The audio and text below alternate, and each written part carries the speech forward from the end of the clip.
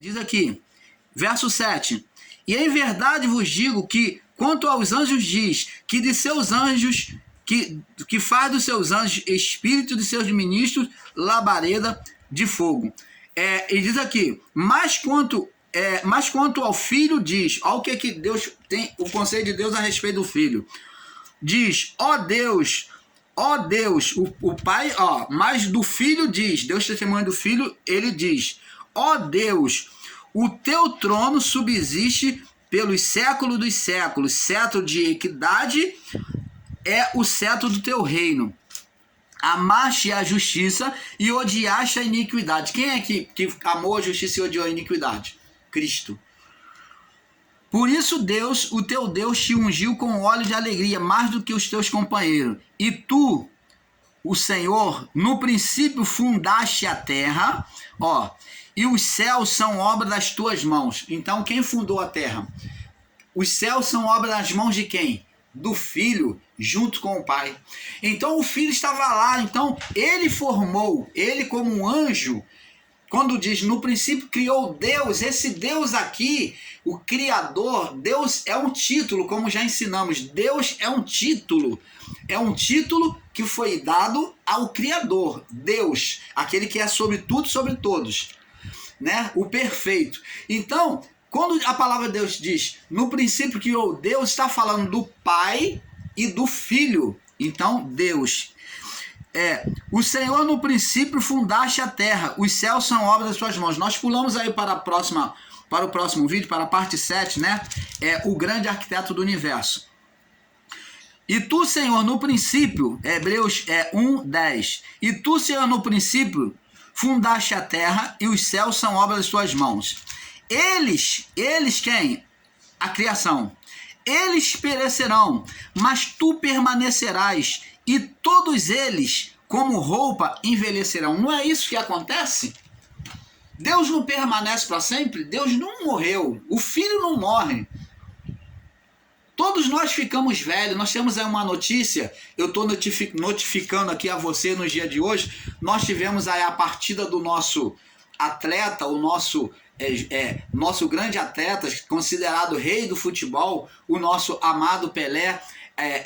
Eu deixo aqui os meus sentimentos a todos os brasileiros, a toda a família do nosso amado, né, Pelé, né, conhecido o Pelé, e que Deus possa confortar o coração de todos nós, né, não só da família, mas de todos nós. Foi um grande atleta e que buscou honrar, né, o nosso país, trouxe várias honras dentro do esporte para o nosso país, e ele partiu no dia de hoje. Então, você vê que o próprio Pelé, eu tomo aqui a minha fala agora, para mostrar para você que o homem não é eterno. Ele, apesar de ser considerado um rei do futebol, nós temos aí o rei Roberto Carlos, que é o rei da música, né? Mas o rei dos reis é Jesus. O rei dos reis é Jesus, e esse é eterno. Nós, como roupa, envelheceremos. O Pelé ficou velhinho na sua idade e começou a ter problemas físicos, problemas de saúde, como todos nós, amados. Como todos nós vamos chegar a esse momento. Lê lá no livro de Eclesiastes, que você vai entender lá sobre a velhice do homem. O homem ficar desdentado, o homem vai perder a visão, fala da janela da casa, né? Bota como o homem como uma casa, como a janela que já não se abre, já não enxerga mais. Os dentes são os moedores. Então, tudo isso é a natureza humana que vai ficando enfraquecida, ela tem o seu tempo de validade. Então, o importante é que ele viveu. O importante é que ele formou uma história, uma boa história. Então, abençoados, o nosso propósito aqui é isto. Todos nós vamos passar por aqui como uma nuvem que passa. Como um trapo de um pano, né? Como um trapo de um pano, como um pano velho, né? Como um manto que se enrolará, né? Como um manto, como um pano que vai ficar velho. E assim nós ficamos. Essa é a natureza humana, que todos iremos para o pó. Todos iremos, como os irmãos aí, ensinadores aí, literais dizem, todos iremos para o inferno, que é o inferno, que é a sepultura. Todos iremos para a sepultura, que é o inferno físico, mas esses irmãos não entendem que existe a sepultura espiritual. Mas isso daí, nós, o canal Luz da Graça, não estamos aqui para julgar ninguém. Esse destino aí, Deus é quem sabe. Não posso julgar aquele que aos nossos olhos é ímpio, não posso julgar aquele que aos nossos olhos é justo. Esse destino da alma, só quem pode julgar é Deus. É ser muito precipitado falar acerca da vida de alguém, do caminho espiritual que a alma dessa pessoa vai tomar após a morte. Só Deus Ele é quem faz o juízo, Ele é quem julga. E quem somos nós para julgar? Se o ladrão na cruz, o malfeitor, no momento da morte ele recebeu a salvação, como que nós vamos poder, os que estavam lá embaixo jamais iriam imaginar que o malfeitor iria estar no paraíso? Mas lá de cima, em oculto lá em cima, ele aceitou. Ele pediu para estar com Jesus, ele aceitou o reino de Deus, ele creu no Evangelho, ele creu em Jesus como Filho de Deus. Mas os que estavam lá embaixo não sabiam, estavam julgando. Não só Jesus como malfeitor, os malfeitores, como Jesus como malfeitor. Mas mal sabiam os que estavam lá embaixo que aquele malfeitor, um deles, estava recebendo a salvação por meio do Filho. E como é que a gente pode julgar, dizer bem me quer, mal me quer? Você vai ser salvo, você não vai. Você é eleito, você não é eleito. Ora, amados, Deus não faz acepção de pessoas e é Ele quem julga a alma. A alma só pode ser julgada por Ele. Na morte, não julgue alguém, o destino de alguém. Não podemos julgar o destino de alguém na sua morte. Somente Deus pode fazer juízo da alma. Jesus disse: temei antes, não os que matam o corpo, temei antes aquele que pode fazer perecer tanto o corpo quanto a alma no inferno. Só Deus é quem faz juízo à alma. Só Ele é quem pode fazer juízo, julgar o destino da alma humana. Você está vendo? Então, fica os meus sentimentos ao amado, né? Conhecido como Rei Pelé, nosso amado Pelé, né? A família dele, que Deus possa confortar o coração de vocês, que um dia todos nós vamos descer para o mesmo destino que vocês, que ele desceu. Assim como ele, como outros já desceram, assim será o destino de todos nós. Então, abençoado, é uma coisa que nós não aceitamos quando temos a perda, mas devemos nos conformar com isso, porque a vida aqui é apenas uma passagem. Entendeu? É apenas uma passagem. E diz aqui o verso 11: e eles perecerão, falando sobre a natureza humana, e todos eles, todos nós, como roupa, envelheceremos. Envelhecemos ou não envelhecemos? Não adianta botar botox, não adianta fazer plástica, não adianta, porque vai chegar uma hora que não vai adiantar mais. Adianta hoje, você faz um retoque aqui, bota o enchimento na maçã do rosto, faz os labial, faz os seios, faz bumbum, faz a testa, faz tudo. Você pode fazer, você faz musculação, como Paulo disse, que o que exercita o corpo, o exercício é bom para o corpo, mas que o exercício perfeito que Deus espera de nós é exercício espiritual da fé. As pessoas às vezes se dá tanto para fazer exercício em academia, se preocupando com o corpo, que é o que acontece no dia de hoje. É saudável? É. Mas se ela exercitasse também a vida espiritual, em buscar ler a Bíblia, em buscar conhecer e entender mais a vontade de Deus, ela também estaria exercitando os músculos espirituais e o entendimento dela. Mas isso muitos não fazem. Mas todos nós vamos envelhecer. Todos nós vamos ficar velhinhos. Vamos passar dessa vida, vai ficar velho. como está escrito lá no livro de Eclesiastes. E como um manto, verso 12, como um manto, os enrolarás e serão mudados. Quer dizer, vamos ir embora, ó, dá a Deus como um manto, Deus vai enrolar você, vai tirar você e vem outro, vem seu neto, vem seu bisneto, vem outros da sua descendência, vai vir. Serão mudados, ó, e serão mudados, você vai para outro lugar. Você vai para outro lugar e vem outro no seu lugar, aqui na criação. Mas tu és o mesmo, Deus permanece o mesmo. Eu sou o Senhor e não mudo, como está lá no livro de Malaquias. E os teus anos jamais acabarão. Opa! Então os anos de Deus vai acabar? Deus vai ficar velho? Deus fica velho? Não! E a qual dos anjos disse jamais: assenta-te à minha destra, que é a direita, até que ponha os teus inimigos por escabelo dos teus pés, né? Humilhado aos teus pés. Não são porventura todos eles espíritos ministradores? Então, o combate e a vitória não foi dado por meio dos anjos, senão para Cristo. Ele disse: a qual dos anjos disse jamais: assenta-te à minha direita, até que ponha os teus inimigos por escabelo dos meus pés. Então, não são porventura todos eles espírito, quem? Os anjos, ministradores, enviados para servir a favor dos que hão de herdar a salvação. Então os anjos estão endereçados, como estavam endereçados, estão endereçados, são espíritos, são seres invisíveis, são espíritos invisíveis a nós, né? Não significa dizer que o homem não possa ver anjo, não podemos literalizar, como muitos irmãos estão aí literalizando, dizendo que os anjos, ninguém vê mais anjos, que anjo não existe.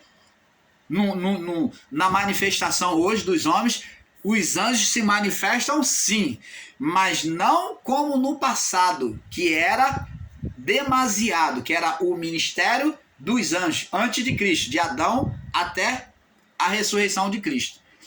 Até o período da igreja primitiva, vemos os anjos manifestando, mas quando passou o período do juízo, né, dos anos 70, a partir daí os anjos, a aparição dos anjos foi retirada, a aparição total, tá?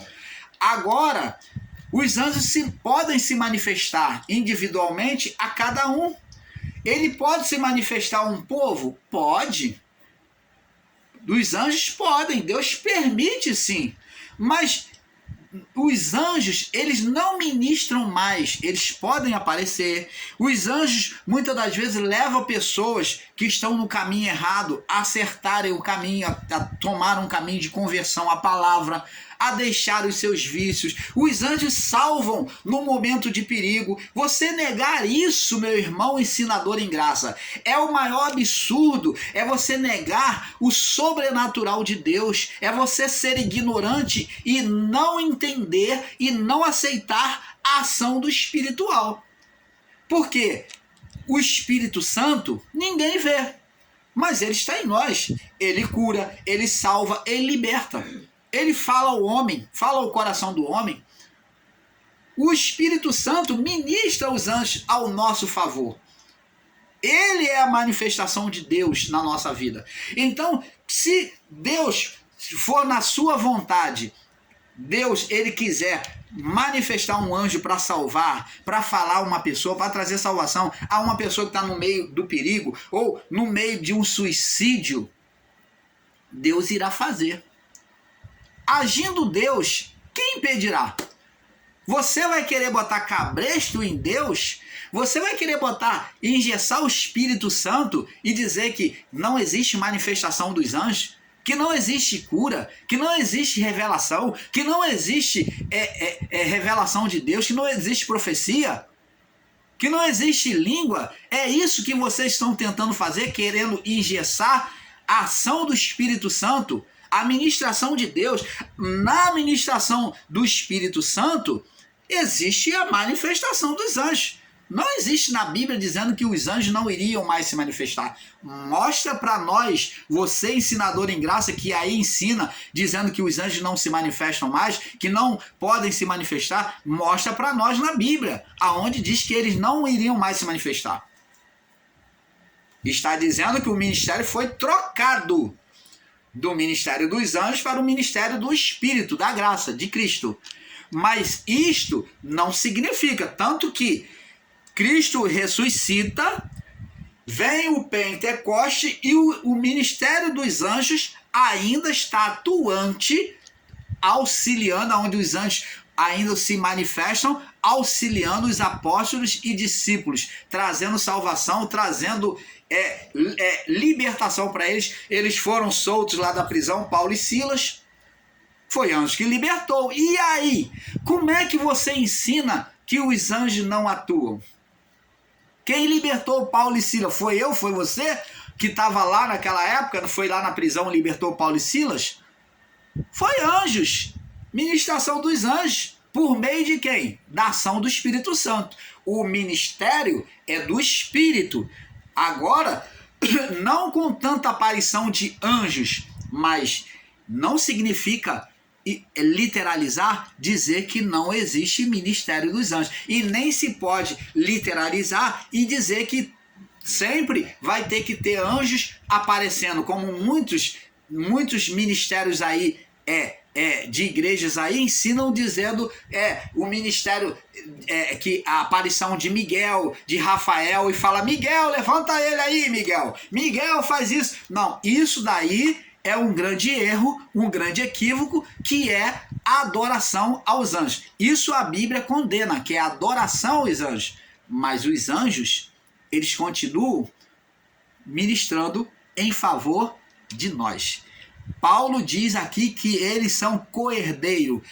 Lá no livro de Apocalipse, eles confessam lá para João, Apocalipto, que para ele não se dobrar, que eles eram co-herdeiros, coparticipante conosco da salvação de Deus. Então eles são os nossos ajudadores, e de forma invisível. Eles podem aparecer ou não a nós. Isso requer a vontade de Deus, o propósito de Deus. Isso não pode ser levado como um naturalismo, como uma repetição que sempre vai aparecer anjo. Não. Não pode fazer disso uma religião, a aparição de anjo, mas que Deus se manifesta. E como, por exemplo, nem toda a cura de Jesus foi igual. Jesus cuspiu, Jesus tocou, Jesus mandou com a palavra. Se eu for literalizar e dizer que toda vez que eu for curar uma pessoa em nome de Jesus, eu for ter que cuspir no chão e botar lodo no lugar da enfermidade, nos olhos, em qualquer que for, é ser literal. É como o sistema evangélico faz, que tudo que vai fazer é óleo ungido. Tudo que vai fazer é óleo ungido. Ele chama de óleo ungido. Não é consagrado. O óleo é consagrado. Ele pode ser consagrado, apresentado a Deus. Mas eles dizem que é óleo ungido. Então virou um misticismo ao óleo da unção. Mas o óleo da unção, ele é referido na palavra de Deus. Para ser usado, sim.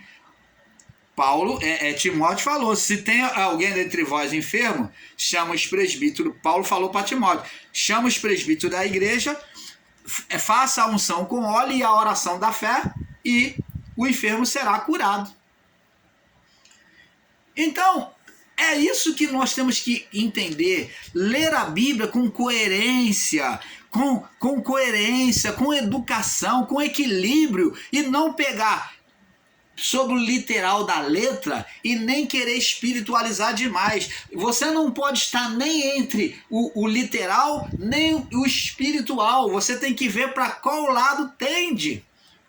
Se está usando o literal ali, a letra ali, se ela está apontando para o espiritual. Você não pode sair espiritualizando tudo e nem literalizando tudo que está na palavra. Você está entendendo, amados?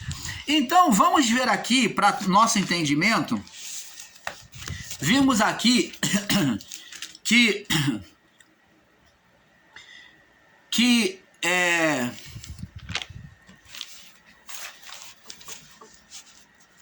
Jesus, ele recebeu o seu ministério, né?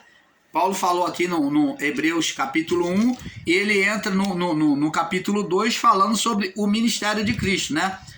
Aí ele fala sobre o ministério de Cristo no capítulo 2, no verso 3, ele diz assim, ele diz assim,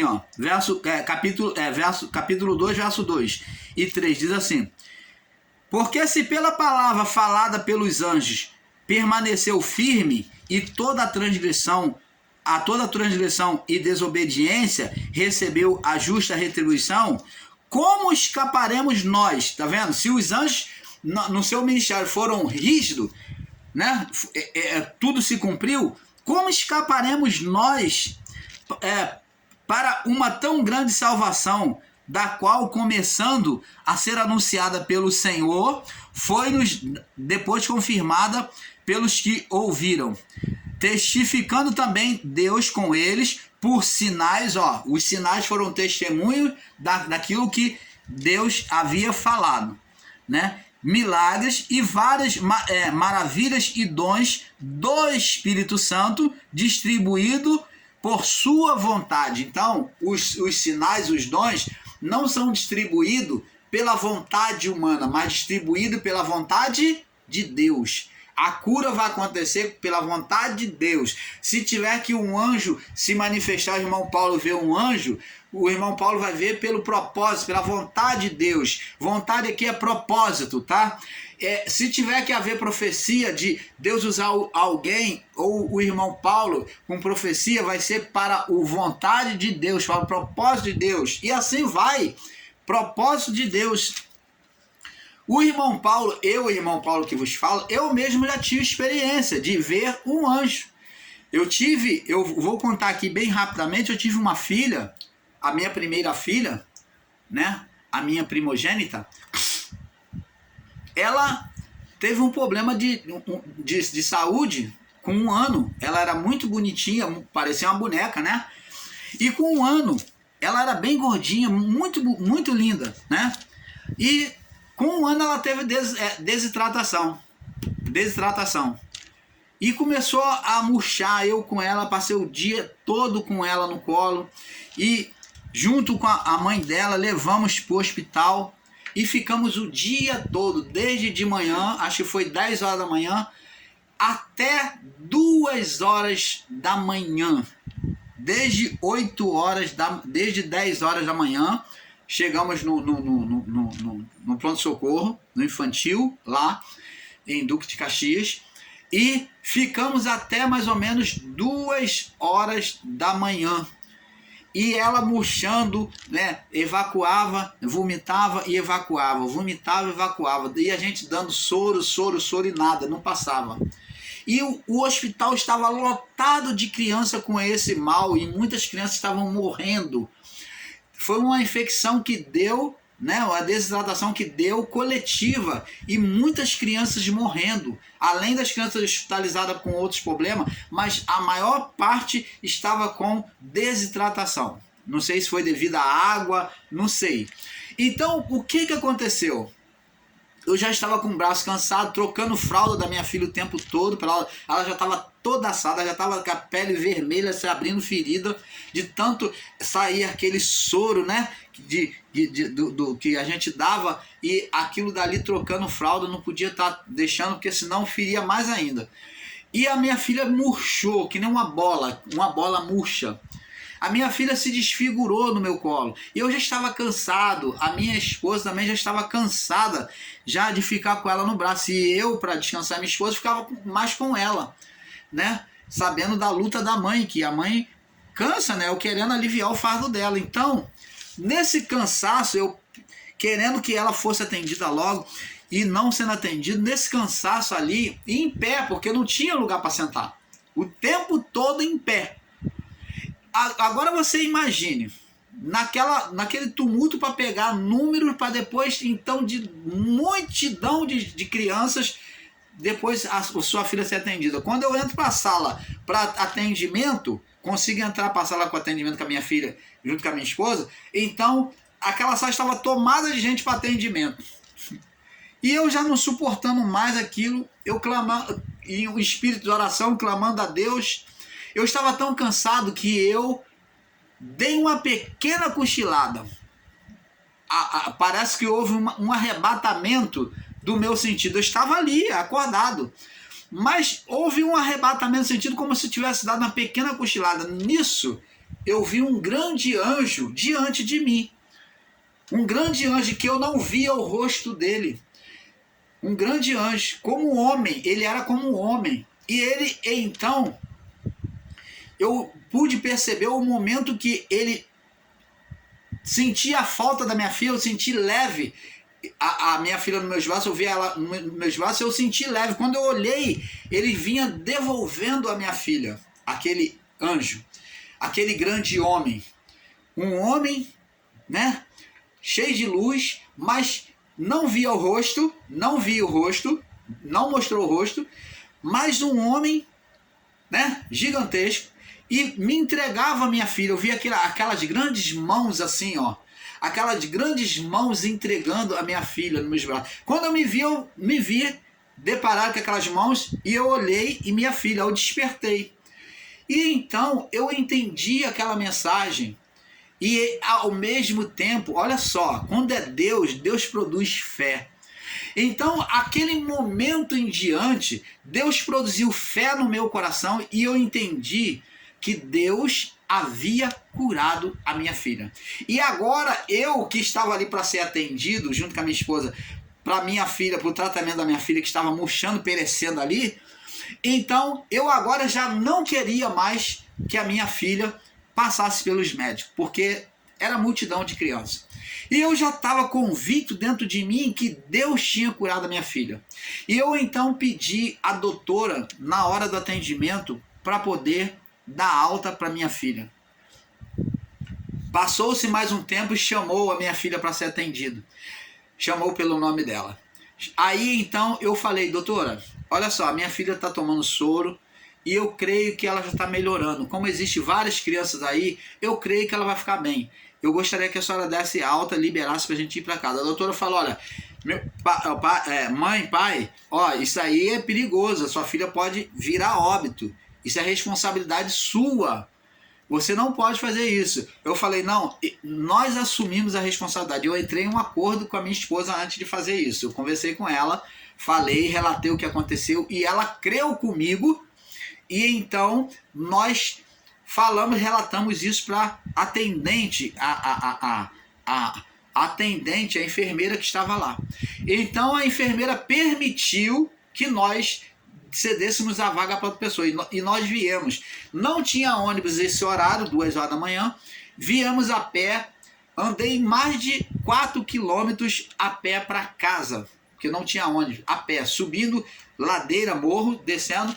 Cheguei em casa, cansado, com a minha filha nos braços. Convicto, com fé, junto com a mãe dela. Então, convicto de que a minha filha estava curada. Para surpresa minha filha, eu boto ela parou de evacuar. Diante da nossa fé, ela parou de evacuar. Mas para resistir à nossa fé, quando foi na parte da tarde, ela começou a evacuar e vomitar tudo de novo. Mas eu determinei no meu coração, eu falei, o Senhor o disse e eu creio. Falei, mulher, você crê? Você crê junto comigo? E ela falou, creio. Então, não vamos permitir que o diabo roube a nossa fé. E nós continuamos crendo. Eu falei, não vou voltar, porque o Deus que prometeu é fiel para cumprir. Ele não é homem para que minta, nem filho do homem para que prometendo não cumpra. A revelação que eu tive, eu creio, eu dobrei o joelho, pus as mãos sobre ela em nome de Jesus, eu falei, Senhor, eu creio. E então ela continuou evacuando, vomitando, e eu dando soro. Eu falei, eu creio. Passou-se aquele dia, a partir da tardinha, a minha filha começou a melhorar. Para a glória de Deus, eu digo para vocês, para a glória de Deus, essa mesma criança hoje é uma mulher com 2 filhos, casada, nunca teve problema de ser hospitalizada, de problema de saúde, sempre foi sadia. Então, irmãos amados e irmãs que me ouvem, eu conto isso para você para mostrar que o nosso Criador, ele é fiel. Se ele prometeu, ele se revelou a mim por meio de anjo, em forma de anjos, em forma de um homem. Os anjos se manifestam em forma humana também, né? De asa, como você pensa sempre, não.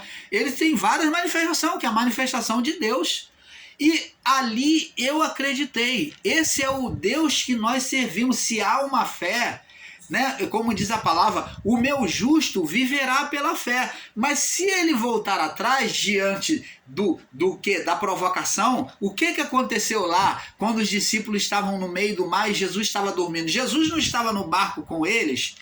Jesus não estava no barco na minha vida quando ele se revelou a mim que a minha filha foi curada e junto com a minha esposa? Estava. Então o que nós tínhamos que fazer? Permanecer com a nossa fé, não retroceder. Mas os discípulos, mesmo com Jesus no barco, eles retrocederam na fé. Depois de terem visto Jesus multiplicar pães, peixes, depois de terem visto Jesus acalmar a tempestade, aonde eles estavam no meio do mar, Jesus andando sobre as águas.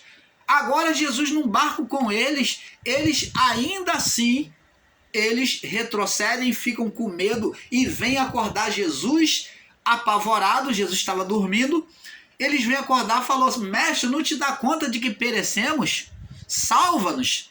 E Jesus disse: ó geração incrédula e perversa. Mostrando que a geração ali, aquela geração ali, não acreditava, mesmo diante de tantos sinais. Estava falando dos discípulos, aquele povo daquela geração. Até quando estarei convosco, homens de pequena fé? De pouca fé, de pequena fé. Jesus não estava negando que eles tinham fé, não, mas estava falando que eles tinham uma pouca fé, que eles retrocediam. Como Pedro retrocedeu na fé ao reparar a força do vento. Estava caminhando sobre as águas. Caminhou, mas reparando a força do vento, afundou. Quando nós permanecemos com a fé no Criador, a manifestação espiritual, ela prevalece, ela sobressai, ela se manifesta. Deus é glorificado. E foi o que aconteceu. Para a glória de Deus, minha filha sempre foi sadia. A mão que tocou nela fez permanecer durante todo esse tempo, né? Ela já deve estar com 30 e poucos anos já, 36, 17 anos, nunca teve nada. Sempre foi sadia, para a glória do nosso Criador. Você deve crer no Criador. Então, abençoado, vamos passar para o próximo vídeo. Nós vamos estar no próximo vídeo fazendo o término desse estudo tremendo. Paz seja com todos. Paz.